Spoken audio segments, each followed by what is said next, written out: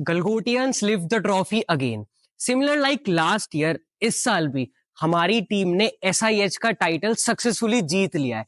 So today we are presenting with more power our energetic team with us, team monolithic. Hi, my name is Yuvraj. I am the team leader of Team Monolith, the winning team for the PS 1447 of Smart India Hackathon, a national level hackathon conducted by Ministry of Education and Government of India. Hi Yuvraj. Hi, Arav. यार कैसा लग रहा है आपको जीत के? Like आप पूरे college को रिप्रेजेंट कर रहे थे वहां, और उसमें भी you won the first title. मैं ना आपसे एसआईएच का वर्क फ्लो जानना चाहता हूँ basically. That is really great यार, हमें बहुत अच्छा लग रहा है क्योंकि पूरे कॉलेज से सिर्फ हमारी टीम गई थी एसआईएच के लिए final in a final round. And उसके बाद हम वहाँ पे जीत भी गए and the problem statement was really challenging. तो युवराज, कॉलेज से तो आप सक्सेसफुली शॉर्टलिस्ट हो गए थे, like one of the team from proper पूरे गलगोटियाज में से। फिर उसके बाद वाला स्टेप क्या था? फिर आपने वहां जाकर कितनी टीम से कॉम्पिटिट करा था? तो क्या हुआ था, अराउंड 44,000 प्लस टीम्स ने अप्लाई किया था स्मार्ट इंडिया हैकाथॉन में पूरे कंट्री से। उसमें से हमारी जो पीएस थी उसमें अराउंड 500 आइडियाज सबमिट हुए थे। उसमें से हमारा जो टॉप 5 था उसमें हमारा शॉर्टलिस्ट हुआ था। तो वहाँ हमारा जो सेंटर था वो था एमिटी यूनिवर्सिटी नोएडा। टॉप 5 में शॉर्टलिस्ट हुआ था? या ओके, और उसमें से you came first. That's very nice यार। तो प्रिपरेशन से एक दिन पहले वाला सिनेरियो, माहौल टीम का, as you are leading the team, वो कैसा था जब आप जा रहे थे? या हम थोड़े से नर्वस थे बिकॉज हम इससे पहले हमने डिजिटल कम्युनिकेशन में वर्क नहीं किया था एंड हमारी पूरी जो पीएस थी वो डिजिटल कम्युनिकेशन के ऊपर थी। हम कंप्यूटर साइंस के बैकग्राउंड के स्टूडेंट्स थे, तो हमें उतना पता नहीं था कि कैसे ये चीज़ें वर्क करती हैं। तो हमने पूरा ब्रेनस्टॉर्मिंग किया वहाँ पे जाके, हमने 3 बजे रात तक हमने ब्रेनस्टॉर्मिंग की कि कैसे होगा, कैसे हम इसे अप्रोच करेंगे। हमने फिर बहुत सारी चीज़ें ढूंढी इंटरनेट पे, हमें रिसोर्सेज मिल नहीं रहे थे। द थिंग वाज़ दैट कि हमें डेटा सेट भी नहीं मिल रहा था। हमें ये तो आइडिया क्लियर था, हम इसमें एमएल मॉडल लगा के हम इसको सॉल्व करने वाले हैं। But the thing is that ML के लिए आपको डेटा सेट चाहिए, जो कि हमें मिल नहीं रहा था। तो हमें उसे जनरेट करना था खुद से। तो then we used a lot of softwares like MATLAB, Simulink, and इसकी भी हमें प्रियोर नॉलेज नहीं थी। तो हमने उसको उसी टाइम सीखा एंड काफ़ी अच्छा टीम वर्क था बिकॉज़ 3 लोगों ने डेटा सेट जनरेट किया था मिलके, क्योंकि हमने हमने कई चीज़ों पे काम किया था वहाँ पे। तो आपने वहीं रहकर सब चीज जभी की जभी इंस्टेंटली सीखी और जभी इम्प्लीमेंट कर दिया। या आपकी प्रॉब्लम स्टेटमेंट के बारे में आप थोड़ा बताओ तो। ओके, तो प्रॉब्लम स्टेटमेंट ये थी कि जो भी सैटेलाइट के सिग्नल्स होते हैं वो पहले एनकोड होते हैं किसी भी फॉर्मेट में, फिर उसको हम मॉड्यूलेट करते हैं एंड देन वो उसमें बहुत सारी नॉइस आती है जब वो एनवायरनमेंट के थ्रू ट्रैवल करता है। एंड जब वो यहाँ पे रिसीव होता है तो वो नॉइस एंड वो मॉड्यूलेटेड फॉर्म में होता है, देन वो डीमॉड्यूलेट होता है एंड जिस एफईसी स्कीम से वो एनकोड हुआ रहता है हम उससे उसे डिकोड करते हैं। तो हमारी प्रॉब्लम स्टेटमेंट ये थी कि हमें उस एफईसी स्कीम को डिटेक्ट करना है डीमॉड्यूलेटेड सिग्नल से। युवराज, आपने ना बहुत अच्छी तरीके से इसको प्रेजेंट कर लिया, बट स्टिल ये थोड़ा सा मुझे टेक्निकल लगा। तो अगर मैं आपसे पूछूं कि एक 5 साल के बच्चे को अगर आप अपनी एसआईएच की प्रॉब्लम स्टेटमेंट समझाना चाहो तो कैसे समझाओगे? ओके, तो जैसे आप टीवी देखते हो, आपके जो टीवी होते हैं उस पे सिग्नल आते हैं सैटेलाइट के थ्रू, राइट? तो जो सिग्नल्स होते हैं वो बाइनरी फॉर्मेट में होते हैं, 0 1 में। ओके, तो उसमें जब आता है, वो ट्रैवल करता है एनवायरनमेंट के थ्रू, तो बहुत सारी चीज़ें होती हैं, थंडर स्टॉर्म्स आते हैं, कभी कभी बारिश होती है, कुछ भी होता है, बहुत सारी फैक्टर्स होते हैं। तो वो तेरे जो बाइनरी डिजिट्स होती हैं वो चेंज हो जाती हैं। मान ले 0 1 0 0 है, तो 1 1 0 हो जाता है कभी कभी। तो हमें उसे करेक्ट करना होता है, करेक्ट करके तब हम टीवी पे दिखाते हैं, तो तेरी वीडियो पूरी अच्छे से चलती है। तो उसमें बहुत सारे मेथड्स होते हैं करेक्ट करने के, हमें मशीन लर्निंग के थ्रू डिटेक्ट करना था इसमें कौन सा मेथड लगेगा कि हम इसे अच्छे से करेक्ट कर पाएँ। As Yuvraj, you were leading the team, तो आपके टीम मेंबर्स का क्या क्या रोल था इस सिचुएशन में? Okay, so we were around 6 members and उसमें से एक जो था विश्वजीत, वो मॉडल ट्रेन कर रहा था। मैं और अनुभव और नमरीन हम डेटा सेट बना रहे थे सिम्युलिंक के थ्रू।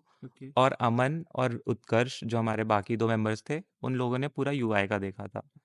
तो लाइक हमने पूरा काम अच्छे से डिवाइड कर लिया था एंड आई थिंक इसकी वजह से हमें एक एज मिल गई कि हम ऐसा नहीं कर रहे थे कि कोई कुछ भी कर रहा है, ये इसमें भी कर रहा है, उसमें भी कर रहा है। Proper coordination. प्रॉपर कोऑर्डिनेशन थी हमारी and that really helped a lot ताकि हमारा प्रोडक्ट रेडी हो जाए। Last moment. तो कोई कॉन्फ्लिक्ट वगैरह नहीं हुआ ऐसे रात में बिल्कुल स्ट्रेस्ड आउट हो जाते हैं सारे टीम मेंबर्स, तो कुछ कॉन्फ्लिक्ट्स हो जाते हैं टीम मेंबर्स के थ्रू, तो उसको कैसे सिचुएशन को फेस करा आपने? कॉन्फ्लिक्ट तो ऐसा कुछ नहीं हुआ था, बट अगर किसी को कोई भी इशू आ रहा था किसी भी चीज़ में, जैसे कि मेरा वेब डेव वाला भी पार्ट थोड़ा अच्छा है, ओके। तो यूआई में कुछ भी हो रहा था तो मैं हेल्प कर दे रहा था उसमें भी।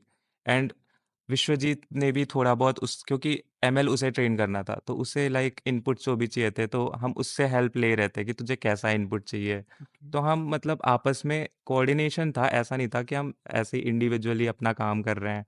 तो कोऑर्डिनेशन था, एंड आई थिंक उसकी वजह से कोई भी कॉन्फ्लिक्ट ऐसा सच आया नहीं, एंड सब कुछ बहुत ज़्यादा स्मूथ गया। युवराज, एज यू नो कि लास्ट ईयर भी हमारी टीम जीती थी एसआईएच में, तो उनसे कुछ मेंटरशिप वगैरह मिली, कुछ सपोर्ट करा उन लोगों ने आपको, हमारे कॉलेज के सीनियर्स ने? तो लास्ट ईयर जो टीम जीती थी हमारे कॉलेज से, उसके 2 मेंबर्स हमारी टीम में अभी थे, एंड आई थिंक वो काफ़ी हेल्पफुल था हमारे लिए, क्योंकि हमें पता नहीं था इससे पहले एसआईएच में होता क्या है। मैंने कभी नहीं पार्टिसिपेट किया था, ना ही बाकी के मेंबर्स ने कभी पार्टिसिपेट किया था। ओके। तो लाइक उन लोगों का काफ़ी अच्छा रोल था, क्योंकि उन लोग बता रहे थे कि कैसे होती हैं चीज़ें आपके, वर्कफ्लो। हाँ, मेंटरिंग राउंड्स कैसे होते हैं, उनमें कैसी चीज़ें पूछी जाती हैं, उसमें क्या हमें बताना होता है। तो उस कैसा था आपका मेंटरिंग राउंड जब वो आए थे? लाइक यू वर स्केयर्ड, थोड़ा सा तो होगा मन में? लाइक हम नर्वस थे, क्योंकि एज यूजुअल आपके मेंटर्स आए एंड उन्होंने कुछ चीज़ें सजेस्ट की हमें। And the thing is that कि एसआईएच या फिर कोई भी ऐसी नेशनल लेवल हैकेथॉन में जो भी मेंटर्स होते हैं, उनका बहुत ही इंपॉर्टेंट रोल होता हम्म। है। एंड वो जो चीज़ें बोल रहे हैं हमें वो चीज़ें करनी ही करनी होती हैं, क्योंकि इट्स देयर प्रॉब्लम स्टेटमेंट, उन्हें पता है प्रॉब्लम क्या है।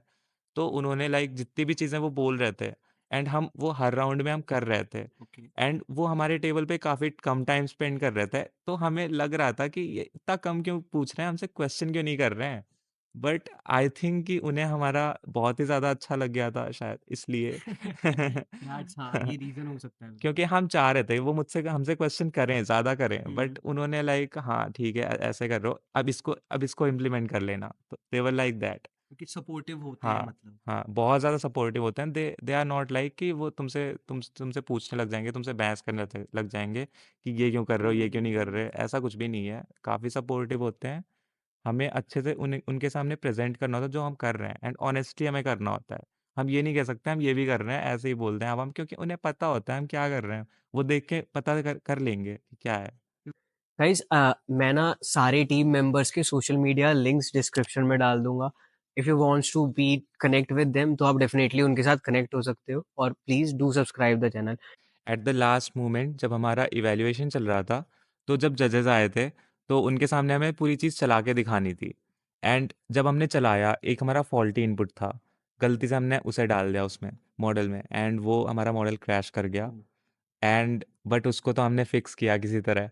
फिर उसके बाद उन्होंने बोला, एंड वो चल गया, फिर हमारा 100% एक्यूरेसी के साथ उसने बता दिया कि कौन सा है, प्रेडिक्ट करके। तो फिर उन्होंने बोला कि इसको तुम पूरी चीज़ सिम्युलेट करके मुझे दिखाओ, एक नया डेटा पॉइंट जनरेट करो। तो लाइक हमारे कई लैपटॉप्स थे जिसमें सिम्युलिंक चल रहा था। तो क्या होता है कि सिम्युलिंक थोड़ा-सा हैवी सॉफ्टवेयर है, तो उसमें सिम्युलेट करने में बहुत टाइम लगता है चीज़ों ओके। को, एंड इतनी कॉम्प्लेक्स चीज़ अगर हम सिम्युलेट कर रहे हैं, तो उसमें ऑब्वियसली टाइम लगेगा। तो हमारा थोड़ा टाइम ले रहा था डेटा जनरेशन वाला पार्ट, एंड उसे हम फिर गूगल शीट में भी पेस्ट करके वहाँ से डेटा निकाल रहे थे। तो थोड़ा-सा हमें लगा कि थोड़ा-सा बैड इंप्रेशन पड़ा उस चीज़ का, कि थोड़ा ज़्यादा टाइम हमने लगा दिया डेटा जनरेशन में।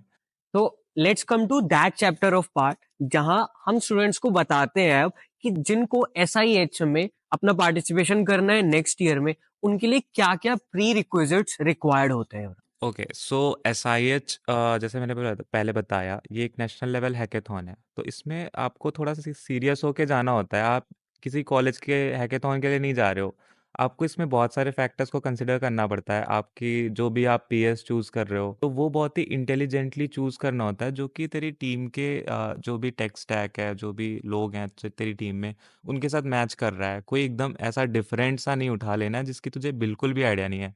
जैसे तू सॉफ्टवेयर का है, तू हार्डवेयर का उठा लिया, आईओटी का तुझे दूर दूर तक कोई आइडिया नहीं है, तो कैसे बनाएगा? एग्जैक्टली। तो तुझे वो चीज़ अच्छे से देखना होता है, एंड ट्राई करके कोई थोड़ी सी नई देख जिसमें तुझे थोड़ा सा सीखने को भी मिले। कोई ऐसी ना देख ले जिसमें सिर्फ तुझे जो चीज़ें आती हैं उसी पे ही करना है। तो युवराज, मेरे को लगता है टीम बिल्डिंग ना एक बहुत इंपॉर्टेंट रोल प्ले करती है इस सेशन में। तो कैसे हमें बिल्ड करनी चाहिए? लाइकली माइंडेड पीपल, या फिर सब बंदे अलग अलग डोमेन्स के में उठाने चाहिए? कैसे? हमें मिक्स एंड मैच करना चाहिए कि हमारा जो भी मेन चीज़ है उस पे हमारे कम से कम 2 बंदे तो होने चाहिए जिन्हें मतलब अच्छे से आते हो। जैसे तू एमएल का चूज कर रहा है तो 2 बंदे रख ले जैसे एमएल अच्छे से आती है। एंड ट्राई कर कि तेरा यूआई का भी बंदा हो कोई ना कोई, क्योंकि यूआई बहुत ही ज़्यादा रोल प्ले करता है तेरे जीतने के लिए। क्योंकि at the end of the day उन्हें समझ में आ रही है चीज़ें या नहीं आ रही हैं, लास्ट में जो तू फाइनल प्रोडक्ट उन्हें दिखा रहा है। तो यूआई के लिए तुझे रखना पड़ेगा किसी एक को। एंड ट्राई कर कि तेरे जो टीम मेंबर्स हैं उनके डाइवर्स टेक स्टैक हों, क्योंकि फिर तेरे तू जो भी बना रहा है तू ज़्यादा अच्छे से बना पाएगा। तेरा काम भी अच्छे से डिवाइड हो जाएगा, क्योंकि अगर सब हर मान ले सबको वेबडी ही आती है और तेरा वेबडी का है तो सब उसमें कोऑर्डिनेशन नहीं हो पाएगा। उसमें तुझे देखना पड़ेगा कि किसको क्या आती है एंड उसी हिसाब से तुझे पीएस भी चूज करनी पड़ेगी। रिसर्च वगैरह करते टाइम हमें एआई टूल्स का यूज करना चाहिए या नहीं? आई थिंक पहले हमें गूगल एंड ऑल पे रिलाई करना चाहिए, क्योंकि हमें पहले पता होना चाहिए हम क्या बना रहे हैं, उसके बारे में अच्छे से पहले देखना चाहिए, हमें चीज़ें पता होनी चाहिए। फिर हमें एआई टूल्स की तरफ जाना चाहिए, क्योंकि एआई टूल्स तेरे गलत चीज़ें बहुत ज़्यादा बताते हैं।